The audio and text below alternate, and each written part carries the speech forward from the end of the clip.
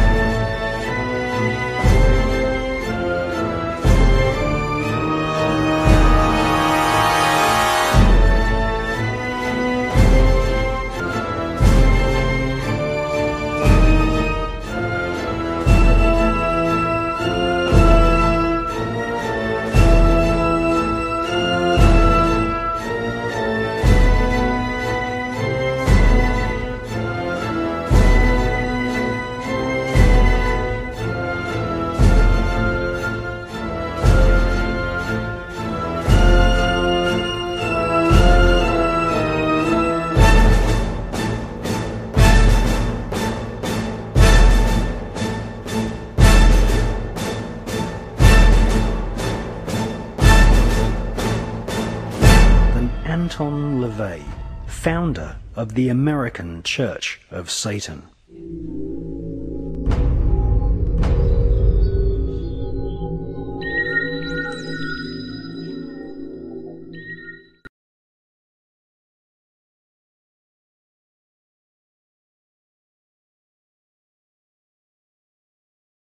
At Bohemian Grove, that the consummation of thousands of years of alchemical atomic research took place, nothing less than the birth of the bomb.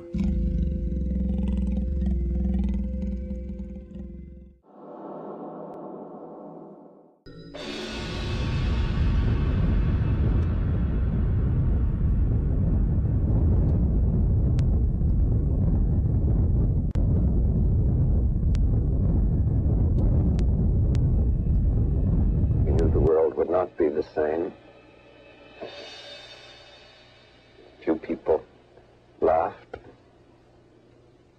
Few people cried. Most people were silent. I remembered the line from the Hindu scripture, the Bhagavad Gita. Vishnu is trying to persuade the prince that he should do his duty, and to impress him takes on his multi-armed form and says, "Now I am become death, the destroyer of worlds, the destroyer of worlds, the destroyer of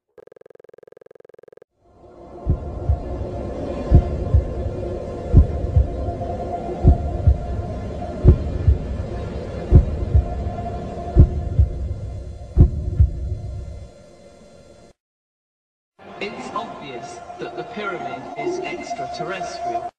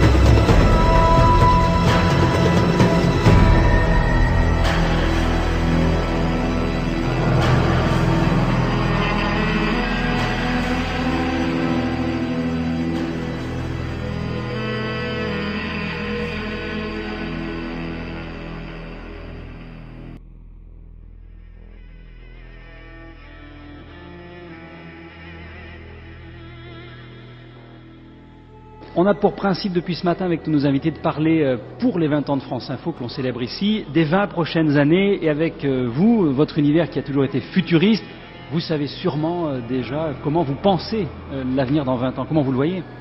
Non, je ne sais pas, et je dirais même de moins en moins parce que j'ai l'impression qu'il était presque plus facile de prévoir l'avenir ou le futur dans la fin du XXe siècle. Aujourd'hui, il y a une telle accélération des événements. Les enjeux sont tellement importants et sont tellement multiples. Il y a un élément tout à fait nouveau qui est intervenu, qui est quand même la prise de conscience, il était temps, de la fragilité de la planète. Alors cette fragilité est quand même extrêmement présente et elle va s'accélérer, elle va se montrer, se révéler de plus en plus. Déjà dans 20 ans, vous craignez que... je pense qu'on est c'est parti. Je pense qu'il y a des dérèglements qui risquent de... Là, vraiment, je ne parle pas du tout en tant que spécialiste, je ne le suis pas. Mais je pense que la planète est en train de se réveiller, en train de se révolter.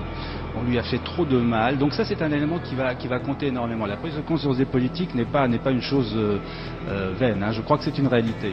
Jean-Christophe Augier, notre spécialiste BD sur France Info, bonjour. Bonjour. Enki Bilal a beau faire le modeste, il a toujours une vocation, en tout cas une idée de ce qui allait se passer. On le traite de visionnaire parce que avec Christin, il avait vu quand même tomber, s'écrouler le monde communiste avant l'heure dans Parti de chasse. C'était bonne dizaine d'années avant. Ah oui, 83.